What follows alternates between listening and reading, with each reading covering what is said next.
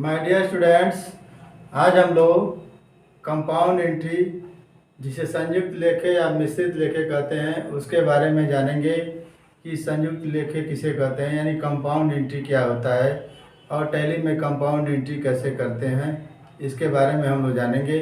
और कौन कौन से लेजर इसमें बना सकते हैं हम लोग कंपाउंड एंट्री के तहत हम लोग उसके बारे में जानें। तो शुरू करते हैं कि कंपाउंड एंट्री क्या होता है, कंपाउंड एंट्री किसे कहते हैं, मिश्रित लेखे किसे कहते हैं। जब दो या दो से अधिक प्रकार के लेखे जिसका नेचर सेम हो तो उन्हें अलग अलग ना लिखकर एक ही जगह एंट्री कर दिया जाता है, जिससे समय की बचत होती है और स्पेस की बचत होती है। इसको कंपाउंड एंट्री कहते हैं। कंपाउंड एंट्री में क्या होता है, खातों का यानी अकाउंट्स के जो भी हैं उनके नेचर क्या हो, सेम हो। ठीक है, यदि खातों के नेचर सेम हो और डेट भी सेम हो तो उसे अलग अलग ना लिखकर एक साथ लिखते हैं तो उसे क्या कहते हैं, कंपाउंड एंट्री, जिसको संयुक्त लेखे कहते हैं या मिश्रित लेखे कहते हैं। मिश्रित लेखे वही होते हैं एक ही लेन देन कई हो, एक ही एंट्री की जाती है, कई लेन देन की एंट्री एक साथ हम लोग कर सकते हैं, लेकिन उसमें शर्त यह है कि उनके खाते समान हो, यानी उनके नेचर क्या हो, समान हो, उन खातों के नेचर क्या हो, सेम हो, और डेट भी क्या हो, सेम हो। तब हम उसको अलग अलग ना लिखकर क्या करेंगे, एक साथ लिखते हैं तो इसको क्या कहते हैं, कंपाउंड एंट्री कहते हैं।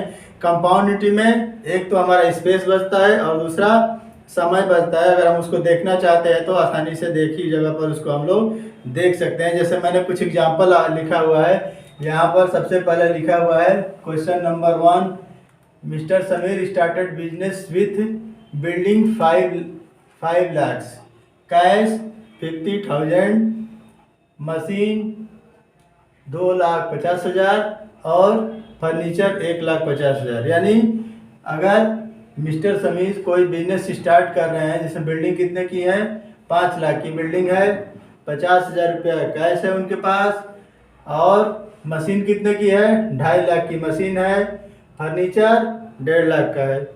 तो हम ये खाते क्या हैं, इसके नेचर क्या है, सेम है।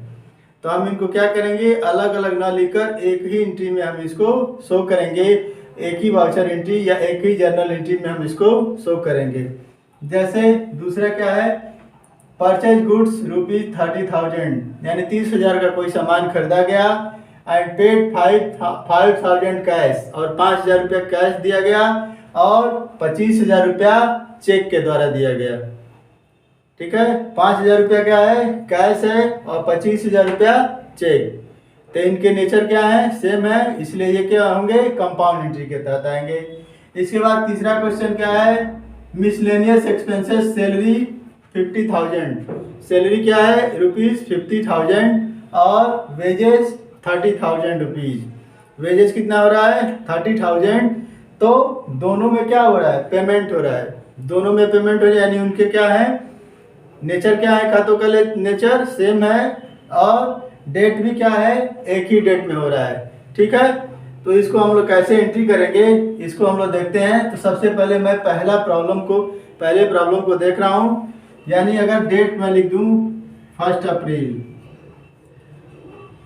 अप्रैल को मिस्टर समीर बिजनेस स्टार्ट कर रहे हैं जिसमें बिल्डिंग कितना है, 5 लाख की बिल्डिंग है। तो हम यहाँ पर क्या लिखेंगे, बिल्डिंग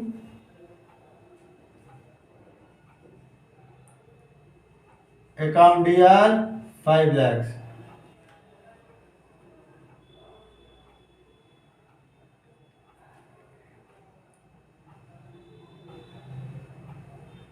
5 लाख की बिल्डिंग है। ठीक है, ठीक, डेबिट में चला गया। इसके बाद कैश कितना है, 50,000 है, इसको हम लोग बाद में लिखेंगे।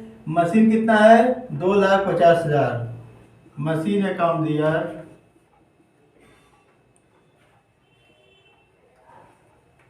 2,50,000।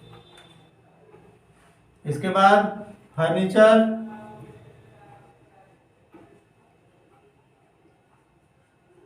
कितने का है, 1,50,000 50,000 का है। ठीक, 1,50,000 हो गया।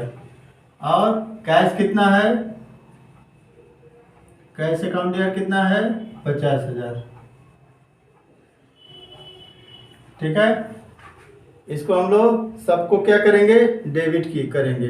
सारा इसमें जो जो अकाउंट है सब क्या है, डेबिट है। बिल्डिंग भी डेबिट हो गई, मशीन डेबिट हुआ, फर्नीचर डेबिट हुआ और कैश भी डेबिट हुआ। अब कैपिटल को हम लिखेंगे क्रेडिट टू कैपिटल। अब टोटल अमाउंट करेंगे 5 लाख और 2 7 लाख यानी 7.5 लाख, और फिर ये 50,000 और जोड़ेंगे तो 8 लाख में 9 लाख, और फिर उसमें 50,000 जोड़ेंगे तो कितना हो रहा है, 9,50,000। यानी हमारा क्रेडिट में कितना लिख देंगे, 9,50,000 रुपये। तो इसमें क्या है, ये चारों जो खाते हैं इनका नेचर क्या है, सेम है। सेम नेचर होने का मतलब सभी क्या है, डेबिट है। तो इनको हम लोग अलग अलग नहीं लिखेंगे, क्या करेंगे, एक ही साथ हम इसकी एंट्री कर देंगे। एक साथ एंट्री करने से हमारा क्या हुआ, स्पेस भी बच गया और टाइम भी बच गया, और हमको अगर देखना होगा तो हम इसको देख भी सकते हैं एक ही जगह पर।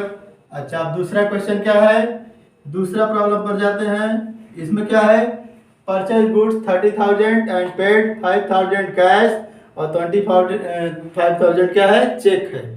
परचेज कितना है, परचेज हम लोग कितना कर रहे हैं, 30,000 का परचेज किया जा रहा है। तो परचेज कितना लिखेंगे, purchase account year, purchase account year 30,000, जिसमें कैश कितना हो रहा है, कैश कितना दिया जा रहा है, 5,000, यानी 5,000 हमने कैश दिया। और चेक के द्वारा कितना दिया जा रहा है, 25, यानी टू बैंक के द्वारा हम लोग इसको दे रहे हैं 25,000। यानी दोनों मिलकर कितना हो रहा है, 25 और 5 30,000। यानी हमने परचेज किया है 30,000 का, जिसमें 5,000 रुपये हमने कैश दिया है और 25,000 रुपये का चेक दिया है, जिसको हमने बैंक से शो किया है। इन दोनों खातों का क्या है, नेचर सेम है, दोनों क्या है, क्रेडिट है। दोनों खाते क्या है, क्रेडिट है, इसलिए दोनों को क्या है, अलग अलग हम लोग नहीं लिखकर एक साथ लिख देंगे। यही जनरल एंट्री है। इसके साथ साथ एक और एग्जांपल आपको बता दे रहे हैं 3 अप्रैल का। इसमें मिसलेनियस एक्सपेंसेस में सैलरी और वेजेज दोनों को हम लोग पेमेंट कर रहे हैं, यानी सैलरी भी दे रहे हैं और मजदूरी भी दे रहे हैं। तो हम इसका लेजर बनाएंगे तो सैलरी का ही बनाएंगे और वेजेज का बनाएंगे। इसका एंट्री हम लोग करते हैं सैलरी अकाउंट ईयर। सैलरी कितना है, 50,000 यानी 50,000, और वेजेज कितना है, वेजेज अकाउंट 30,000 यानी 30,000 रुपया, और टू कैश कितना जा रहा है हमारा, 80,000। कैश हमारा कितना जा रहा है, 80,000। देखिए तीसरे प्रॉब्लम में सैलरी और वेजेज का नेचर क्या है, सेम है, यानी दोनों क्या है, डेबिट है, और कैश क्या हो रहा है, यहाँ पर क्रेडिट हो रहा है। इन दोनों को डेबिट होने की वजह से इन दोनों को अलग अलग न लिखकर हम लोग क्या करेंगे, एक साथ लिखते हैं। तो कंपाउंड एंट्री का मतलब क्या है, उससे हमारा समय भी बचता है, स्पेस भी बचता है, कार्य करने की क्षमता भी बढ़ती है, हम तुरंत उसको देख भी सकते हैं। ठीक है, तो कंपाउंड एंट्री में ऐसी एंट्री जिनके खाते समान हो और जिनका टाइमिंग भी सेम हो, उनका खातों का नेचर सेम हो, उनको अलग अलग ना लिखकर हम लोग एक साथ लिखते हैं। मैंने आपको तीन क्वेश्चन बताया, जिसमें पहले बार बिजनेस स्टार्ट किया जा रहा है बिल्डिंग, मशीन, फर्नीचर और कैश के साथ। इन तीनों के खाते क्या हैं, सेम है।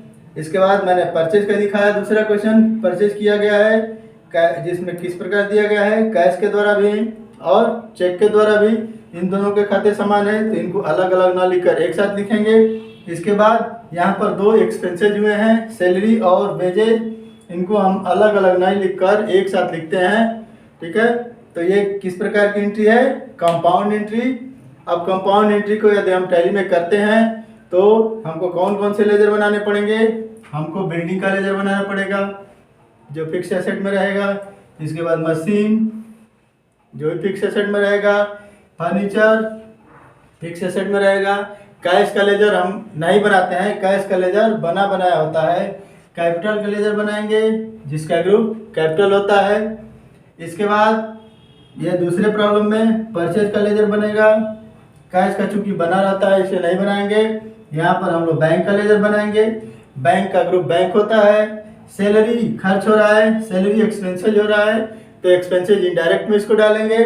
वेजेज चूंकि मजदूरी होता है या डायरेक्ट एक्सपेंसेज है। वेजेज ही ऐसा एक्सपेंसेज है जो डायरेक्ट एक्सपेंसेज है। वेजेज क्या है? Direct expenses. वेजेज की कैसा एक्सपेंसेज है? Direct. Salary indirect expenses. Salary indirect expenses होता है और वेजेज डायरेक्ट एक्सपेंसेज होता है। यदि हम इसका वाउचर की बात करें कि किस वाउचर में एंट्री होगी, तो पहला जो बिजनेस स्टार्ट विद कैश है, यह जो है F6 यानी रिसिप्ट वाउचर में इसकी एंट्री होती है। वाउचर का नाम है रिसिप्ट और उसका शॉर्टकट है F6। दूसरा है परचेज वाउचर, जो इसकी एंट्री हम लोग पेमेंट में भी कर सकते हैं और F9 में भी करते हैं, यानी F5 और F9 में हम लोग इसकी एंट्री कर सकते हैं। परचेज की एंट्री हम लोग F5 और F9 वाउचर में कर सकते हैं। यहाँ पर खर्च हो रहा है तो इसकी एंट्री हम लोग F5 यानी पेमेंट वाउचर में करते हैं। ठीक है, तो टैली में भी हम इसकी एंट्री आसानी से कर सकते हैं। सबसे पहले सारे लेजर बना देंगे, मैंने लेजर का ग्रुप भी बता दिया आपको। इसके बाद वाउचर में जाकर इसकी वाउचर की एंट्री करेंगे और कंपाउंड एंट्री को पूरा करेंगे। ठीक है, तो आज के वीडियो में इतना ही। कंपाउंड एंट्री क्या होता है इसके बारे में मैंने आपको बताया। टैली में और किसी टॉपिक के बारे में अगले वीडियो में बताऊंगा। तब तक के लिए थैंक यू।